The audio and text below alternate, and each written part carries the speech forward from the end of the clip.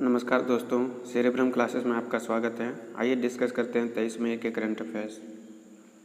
21 मई को आतंकवाद विरोधी दिवस मनाया गया है। हर साल 21 मई को आतंकवाद विरोधी दिवस मनाया जाता है। यह दिन देश के लिए बेहद महत्वपूर्ण है क्योंकि यह कई सालों से आतंकी हमलों का शिकार रहा है। यह दिन 21 मई 1991 को अस्तित्व में आया। भारत के पूर्व पीएम राजीव गांधी की तमिलनाडु में एक अभियान के दौरान हत्या कर दी गई थी। वह एक आत्मघाती बम विस्फोट का शिकार हो गया, जिसके परिणाम स्वरूप लगभग 14 अन्य लोग भी मारे गए। राजीव गांधी सबसे कम उम्र के पीएम थे जब उन्होंने 40 साल की उम्र में शपथ ली थी। अगला है, यूपीआई भुगतान सेवाओं की पेशकश करने के लिए आरबीआई बैंक ने अमेजन पे के साथ समझौता किया है। आरबीएल बैंक ने यूपीआई भुगतान की पेशकश करने के लिए अमेजन वेब सेवाओं के साथ करार किया है। बैंक ने पीयर टू पीयर और पीयर टू मर्चेंट लेनदेन की पेशकश करने के लिए अमेजन पे के साथ साझेदारी की है। इस एकीकरण के साथ अमेजन पे आरबीएल बैंक को @RAPL हैंडल के साथ एनपीसीआई की आवंटित यूपीआई आईडी जारी करेगा।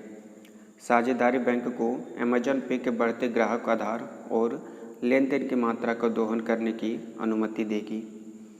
यह WUS पर होस्ट किए गए अपने भुगतान प्रसंस्करण मंच के साथ यूपीआई खंड में बैंक की उपस्थिति का विस्तार करेगा।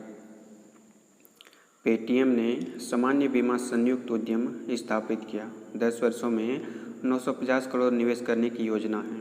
पेटीएम ने एक संयुक्त उद्यम सामान्य बीमा कंपनी की घोषणा की है, जिसका नाम पेटीएम जनरल इंश्योरेंस लिमिटेड है। पेटीएम ने 10 वर्षों की अवधि में PGIL में 950 करोड़ रुपए किस्तों में डालने और 74% की अपफ्रंट इक्विटी हिस्सेदारी रखने की योजना की घोषणा की है। PGIL पेटीएम की सहायक कंपनी बन जाएगी। PGIL बीमा नियामक IRDAI से सामान्य बीमा कारोबार के लिए लाइसेंस मांगेगा। अगला है, पेटीएम ने विजय शेखर शर्मा को 5 साल के लिए MD और CEO के रूप में नियुक्त किया है। विजय शेखर शर्मा को अगले 5 साल के कार्यकाल के लिए पेटीएम के प्रबंध निदेशक और मुख्य कार्यकारी अधिकारी के रूप में फिर से नियुक्त किया गया है। उनका कार्यकाल 19 दिसंबर 2022 से 18 दिसंबर 2027 तक होगा। मधुर देवड़ा को 20 मई 2022 से 19 मई 2027 तक 5 वर्षों के कार्यकाल के लिए पेटीएम के पूर्णकालिक निदेशक के रूप में नियुक्त किया गया है। देवड़ा पेटीएम के मुख्य वित्तीय अधिकारी के रूप में भी कार्य करना जारी रखेंगे। 197 कम्युनिकेशन पेटीएम की मूल कंपनी है। आरबीआई ने केंद्र को 30,307 करोड़ रुपए फाइनेंशियल ईयर लाभांश देने का फैसला किया है। आरबीआई ने रुपए के लाभांश भुगतान को मंजूरी दी है। वित्तीय वर्ष 2021-22 के लिए केंद्र को 30,307 करोड़ रुपए दिए जाएंगे। बैंक के केंद्रीय निदेशक मंडल ने भी आकस्मिक जोखिम बफर को 5.50% पर बनाए रखने का निर्णय लिया है।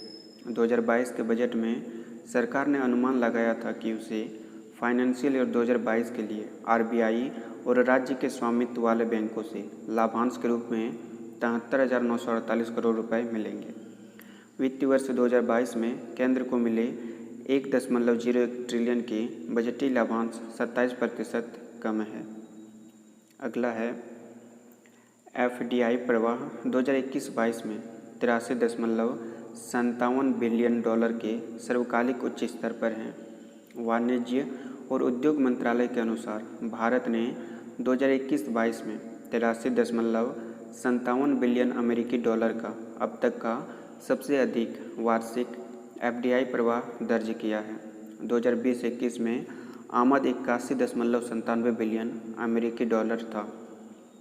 विनिर्माण क्षेत्रों में FDI इक्विटी प्रवाह 2020-21 की तुलना में 2021-22 में 76% की वृद्धि हुई है। इसमें से शीर्ष निवेशक हैं सिंगापुर, जिन्होंने 27% निवेश किया है, USA 18% और मॉरिशस 16%। कंप्यूटर सॉफ्टवेयर और हार्डवेयर ने सेवा क्षेत्र और ऑटोमोबाइल उद्योग के बाद अधिकतम प्रवाह आकर्षित किया है। अगला है अंतर्राष्ट्रीय चाय दिवस 2022। 21 मई को संयुक्त राष्ट्र द्वारा हर साल अंतर्राष्ट्रीय चाय दिवस मनाया जाता है। इस दिन का उद्देश्य दुनिया भर में चाय के लंबे इतिहास और गहरे सांस्कृतिक और आर्थिक महत्व के बारे में जागरूकता बढ़ाना है। वर्ष 2019 में UNGA ने 21 मई को अंतर्राष्ट्रीय चाय दिवस के रूप में चिन्हित किया। पहले अंतर्राष्ट्रीय चाय दिवस की थीम थी खेत से लेकर कप तक सभी के लिए लाभ का दोहन। अगला है सी कैंप ने कृषि में नवाचार को बढ़ावा देने के लिए CFTRI के साथ समझौता ज्ञापन पर हस्ताक्षर किए हैं। Centre for cellular and molecular platform C CAMP ने कृषि में नवाचार को बढ़ावा देने के लिए centre for food technological research institute के साथ एक समझौता ज्ञापन पर हस्ताक्षर किए हैं। यह समझौता भारत के कृषि क्षेत्र में स्थिरता और खाद्य सुरक्षा की दिशा में कृषि, खाद्य प्रौद्योगिकी और संबद्ध क्षेत्रों में गहन विज्ञान नवाचार को बढ़ावा देने के लिए एक संयुक्त प्रयास शुरू करेगा। सी कैंप भारत का प्रमुख जैव नवाचार केंद्र है।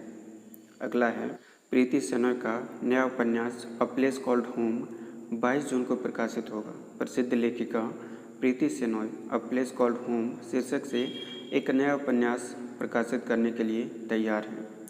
हार्पर कॉलिंस पब्लिशर्स इंडिया द्वारा प्रकाशित यह पुस्तक उपन्यास रहस्यों, परिवार और खुद को खोजने के बारे में है। कर्नाटक के सकलेशपुर में एक कॉफी स्टेट में एक मजबूत महिला नायक के साथ यह कहानी सेट की गई है। प्रीति सेनॉय की अन्य पुस्तकें the magic mindset, when love come calling, wake up life is calling, life is white you make it, the rule breakers हैं। अगला है पीटर एल्वर्स को इंडिगो का नया CEO नियुक्त किया गया है। इंटरग्लोब एविएशन कम लागत वाली वाहक इंडिगो की मूल कंपनी ने पीटर एल्वर्स को अपना नया प्रमुख कार्यकारी अधिकारी नियुक्त किया है। वह 71 वर्षीय रोनोजॉय दत्ता का स्थान लेंगे, जिन्होंने 30 सितंबर 2022 को सेवानिवृत्त होने का फैसला किया है।